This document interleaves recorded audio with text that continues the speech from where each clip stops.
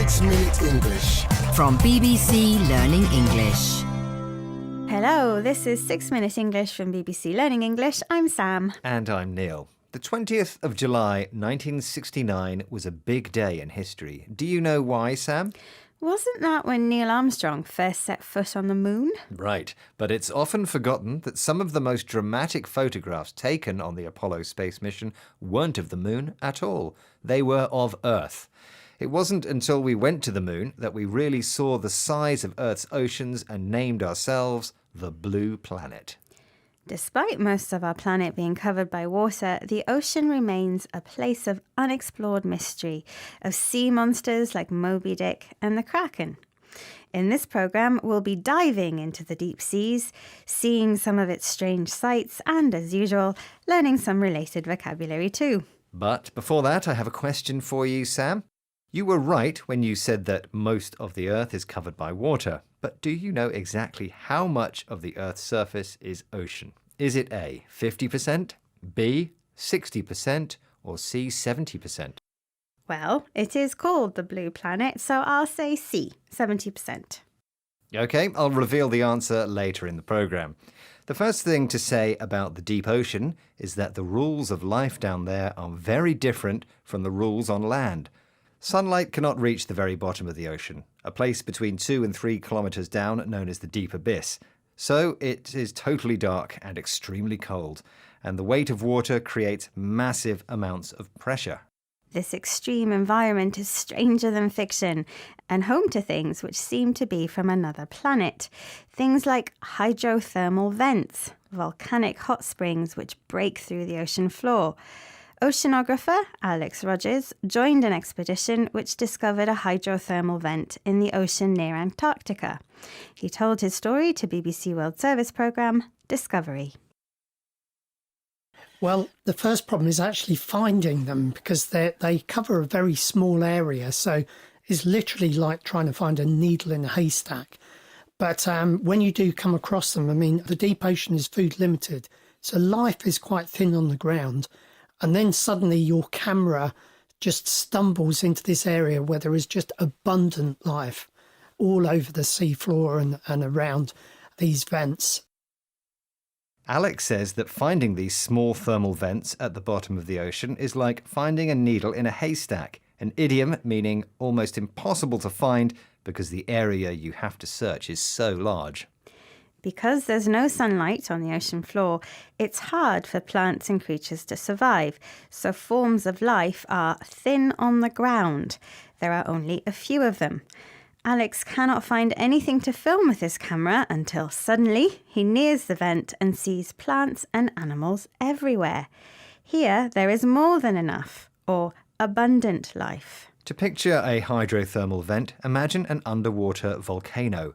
Billowing clouds of what looks like smoke heat the seawater to a temperature of 386 degrees C. This creates a warm environment of all kinds of weird and wonderful creatures, including vent mussels, tube worms, and blind yeti crabs, so called because of their hairy claws, some of which get cooked because the water is so hot. What's amazing is that while these vents may be as old as Earth itself, they were only discovered in the 1970s. So, are there more mysteries hiding in the deep ocean? That's the question BBC World Service's Discovery asked marine biologist Kerry Howell. Here's what she said. I have absolutely no doubt that there is plenty more to discover down there. It's really vast. I mean, it's quite hard to get your head around how vast the deep sea is, and it is most of our planet. So, and we've barely scratched the surface of exploration of this unique environment. And if you think that vents were only discovered in the 70s, you know, there's great potential for a lot else to come, I think. We've only been exploring this environment for the last 150 years. I mean, before that, we didn't think there was any life down there at all. So it's a very young science, is deep sea biology. And so there's a lot more to discover, I've no doubt. In terms of ocean exploration, Kerry thinks we've only scratched the surface, found out a little bit about something, but not enough to fully understand it. That's because the ocean is vast, extremely big. So vast, in fact, that it's hard to get your head around it, or difficult to really understand. But how vast exactly, Sam? In my question, I asked how much of the Earth's surface is covered by water, And I said it was C, 70%. which was the correct answer. Well, 71% to be precise, but either way, it's hard to get your head around, or difficult to fully understand.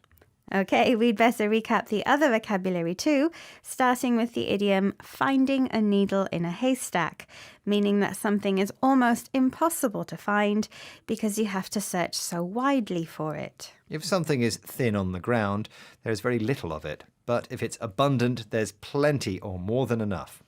When you only scratch the surface, you find out a little about something, but not enough to fully understand it. And finally, vast is another way of saying extremely large, huge, or enormous. Unlike the vast oceans, our time is limited to just 6 minutes and it's up. So join us again soon for more amazing adventures and, of course, useful vocabulary here at 6 Minute English. Goodbye for now. Goodbye. 6 Minute English. From BBC Learning English. Hello, this is 6 Minute English from BBC Learning English. I'm Sam. And I'm Neil. Have you ever made a snowman or enjoyed a cold drink on a hot summer's day? Slippery in winter and cooling in summer, ice is made when water gets so cold it freezes. But there's much more to ice than skiing holidays and cold drinks. Yes, in an exciting discovery, the James Webb Space Telescope recently detected the coldest ices ever in outer space, something NASA scientists think could explain the origins of life on Earth. For years, scientists have debated how life started on our planet. Billions of years ago, long before the dinosaurs, animals, or even plants existed, the Earth had a watery environment of oxygen-free gases and chemicals known as the primordial soup. It had the potential for life to develop, but something was missing. So, how did we jump from the primordial soup to the first living plants, animals, and eventually humans? And how does ice fit into the story? That's what we'll be finding out in this programme. And, as usual, we'll be learning some useful new vocabulary as well. But first, I have a question for you, Neil. We know ice is frozen water, but do you know the chemical symbol for water? Is it A, H2O, B, HO2, or C, H2O2? Well, I really hope I get this right. I think the answer is H2O. Okay, we'll find out or check if you're right later in the programme. Astronomer Professor Melissa McClure worked with the NASA scientists who found ice on Europa, one of Jupiter's moons. Here she explains to BBC World Service programme Science in Action one theory linking ice to the beginnings of life on Earth. There's sort of these two alternatives for how you could have had life arise on Earth. And one is that the very basic building blocks like water and methane and CO2, like those molecules were definitely brought to Earth by ices and comets. And maybe once they were on Earth, then they reacted with either geothermal heat or some kind of lightning strike to form more complex molecules. Earth's primordial soup lacked the building blocks of life, a phrase describing the most basic biological and chemical units needed to support living things, elements like oxygen and carbon. Professor McClure thinks these missing elements were brought to Earth in comets, large bright balls of dirt and ice which travel around the sun in outer space. It's possible that when comets hit Earth billions of years ago, elements in the ice were scattered and struck by lightning, a bright flash of light produced by electricity moving in the atmosphere. This resulted in the complex molecules needed for life on Earth. Exactly how this happened is not known, but it involves biomolecules, molecules like DNA, which are found in living things. Ice is not a biomolecule, but when it mixes with carbon, the atoms in ice molecules change to produce complex molecules, and that's when interesting things start to happen. Here's Professor McClure again, explaining more to BBC World Service's Science in Action. If they have a carbon atom in them, then they're complex organic molecules. So things like very simple alcohols like methanol or ethanol, like what you would drink, are complex organic molecules. And these molecules could react and start sort of a reaction chain that would eventually lead to something like a biomolecule. Ice can react with other elements to create organic molecules, for example, the alcohol methanol. Here, the adjective organic means related to living plants and animals. That's different from how we use the word to talk about organic food, meaning food that hasn't been grown using artificial chemicals. When these organic molecules met the primordial soup, so the theory goes, it produced a chain reaction, a series of chemical reactions in which one change causes another. It was this chain reaction which created the first living cells and eventually humans. Quite impressive for a little piece of frozen water. Speaking of water, Sam, what was the answer to your question about the chemical symbol for water? I said it was H2O. Which was the right answer, Neil. Each molecule of water and ice contains 2 atoms of H, that's hydrogen, joined to 1 atom of oxygen. Okay, let's recap the vocabulary we've learned from the programme, starting with primordial soup, the environment on Earth before there were any plants or animals, which created the conditions for life. The phrase the building blocks of life refers to the most basic biological and chemical units needed to support living plants and animals. A comet is a large object travelling in space which orbits the sun and has a bright burning tail. Lightning is a flash of bright light produced by electricity moving in the atmosphere. The adjective organic means relating to living plants and animals, and organic food means food which has been grown without using chemicals. And finally, a chain reaction is a series of chemical reactions in which one change causes another, which in turn causes another. Once again, our 6 minutes are up. Goodbye. Bye-bye. 6 Minute English. From BBC Learning English. Hello, this is 6 Minute English from BBC Learning English. I'm Sam. And I'm Roy. Whether it's salmon swimming upriver to lay their eggs or cheetahs running faster than a car, animals can do incredible things with their bodies. Human bodies are no less incredible. Just think of Olympic swimmers and sprinters. Our bodies work using just the energy provided by what we eat. This means that the human body has to be incredibly efficient, using as little energy as possible to do what it needs to. Yet, even with our efficient bodies, no one can run as fast as a cheetah, not even Olympic champions. In this programme, we'll be asking, exactly how efficient is the human body? We'll be comparing human bodies' performance against each other and against some animals too. And, of course, we'll be learning some new and useful vocabulary as well. But before that, I have a question for you, Roy. Efficiency involves an input and an output. It's about the relationship between the amount of energy coming in other words, the food we eat, and the amount of energy going out, the usual movements and activities of day-to-day life. So, according to this definition, which animal is the most efficient? Is it A, an ant, B, a whale, or C, a human? Humans are the most efficient animal. Okay, Roy, I'll reveal the answer later in the programme. To find out more about how the human body works, it's helpful to know how our species evolved. Here's Herman Pontzer, Professor of Evolutionary Anthropology at Duke University, speaking with BBC World Service programme Crowd Science. Humans are remarkably efficient. We walk on 2 very straight legs. If a human stands next to a dog, for example, the dog's got that funny bent classic dog leg shape, right? And that crouched posture is really typical of most animals. Humans have a very straight leg. And so because of that, and because our legs are pretty long for our body size, humans are part of the ape family. We're quite efficient.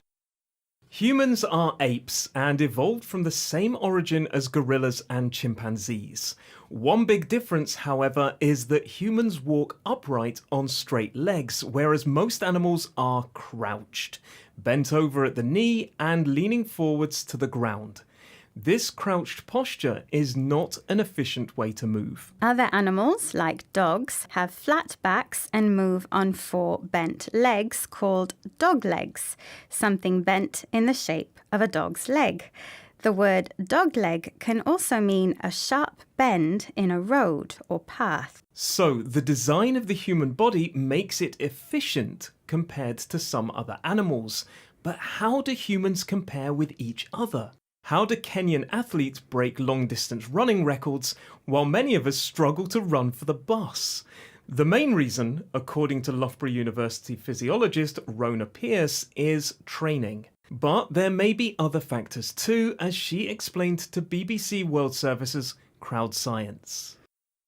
Age probably comes into it in that there's probably an optimal age for tendon elasticity that drops off as you get older, so probably there's a sweet spot in age for running economy.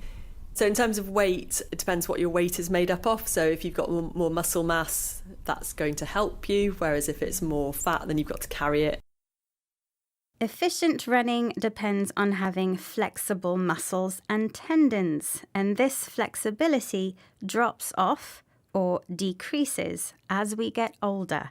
This means that in terms of running, the body has an optimal age, the best age, or the age at which you are most likely to succeed. Body composition also plays a part. Efficient runners need high muscle mass, the amount of muscle in your body as opposed to fat or bone. So, training, age, muscle mass, and genetics are all factors which, when they come together, produce a sweet spot. The best possible combination of factors and circumstances. And from the evidence, it looks like my answer to your question was right, Sam. Yes. I asked which animal was the most efficient, and you said it was C, a human. Well, I'm sorry to say, but that was the wrong answer. The funny thing is, and scientists still don't understand why, but the bigger the animal, the less energy it uses, kilo for kilo. So, the most efficient animal is also the biggest, a whale. Okay, let's recap the vocabulary from the programme, starting with crouched, a position which is bent at the knee, leaning forward and closer to the ground. A dog leg can describe something which has a bent shape, especially a sharp bend in a road or path. The optimal age to do something is the best age to do it. If something drops off, it decreases in quality or quantity. A sweet spot is the best possible combination of factors or circumstances. And finally, muscle mass is the amount of muscle in your body as opposed to fat or bone. Once again, our 6 minutes are up. Bye for now. Bye. 6 Minute English. From BBC Learning English. Hello, this is 6 Minute English from BBC Learning English. I'm Rob. And I'm Sam. Now, when we think about famous figures in the history of science, the name of Charles Darwin often comes up. Darwin is most famous for his theory of evolution, the idea that animals change and adapt in response to their environment. In the 1830s, he visited the Galapagos, a string of islands in the Pacific Ocean, famous because of the unique animals living there. It was while in the Galapagos, observing small birds called finches, that Darwin started forming his theory of evolution. But today, the animals of the Galapagos face the same pressures as animals across the world because of the effects of man-made climate change. Warming sea waters and more frequent extreme weather events are affecting animals as much as humans. So in this programme, we'll be asking, can animals evolve to deal with climate change?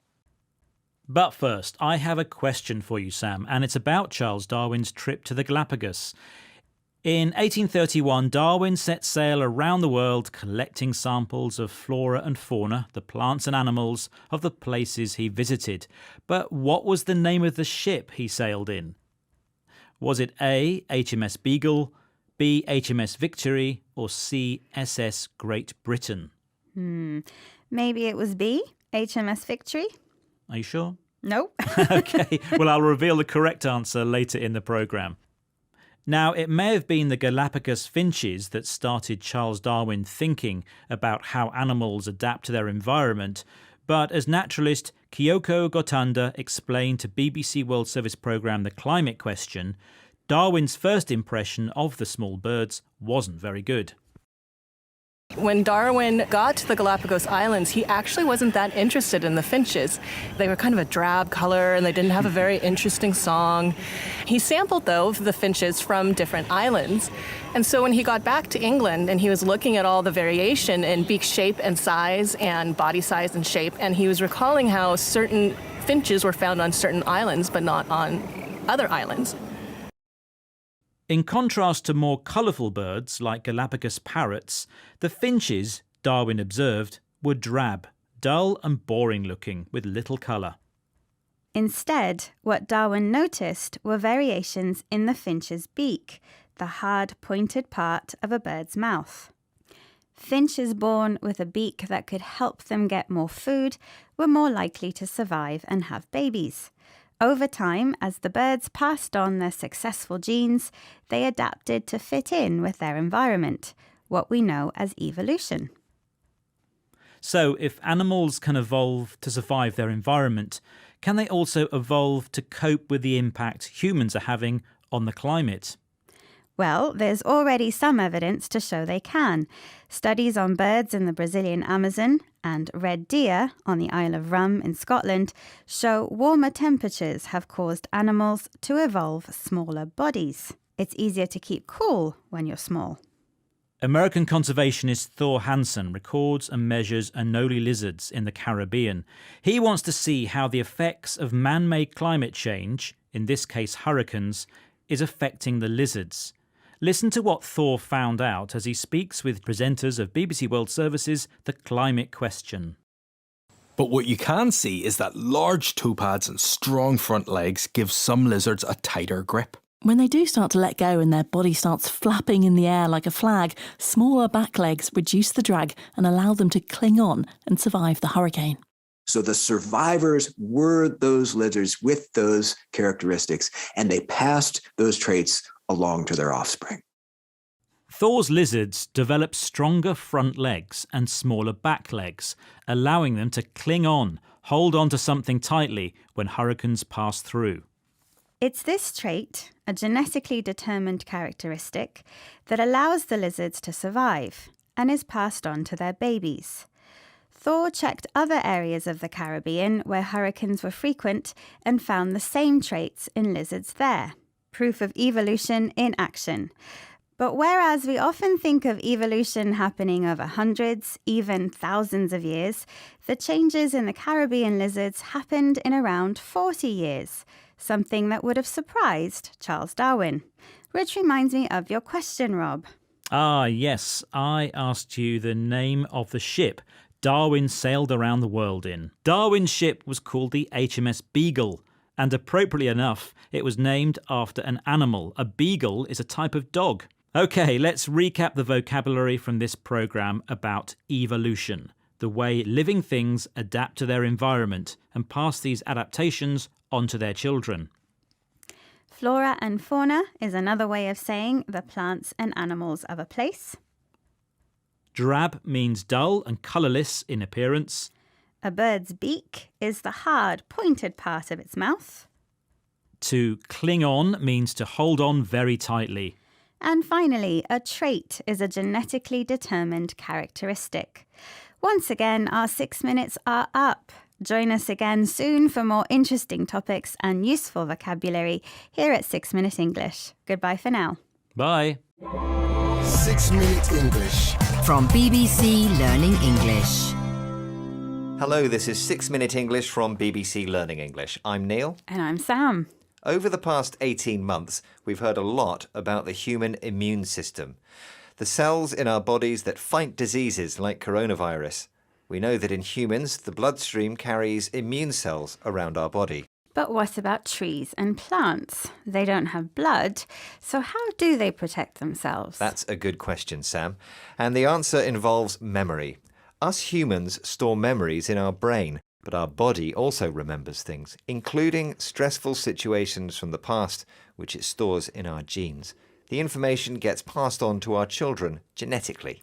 But surely trees don't have memories, Neil. I mean, do you think a tree can remember being young or what it was doing last year? Well, not exactly, but trees grow rings, a layer of wood for each year of growth. That could be a kind of memory.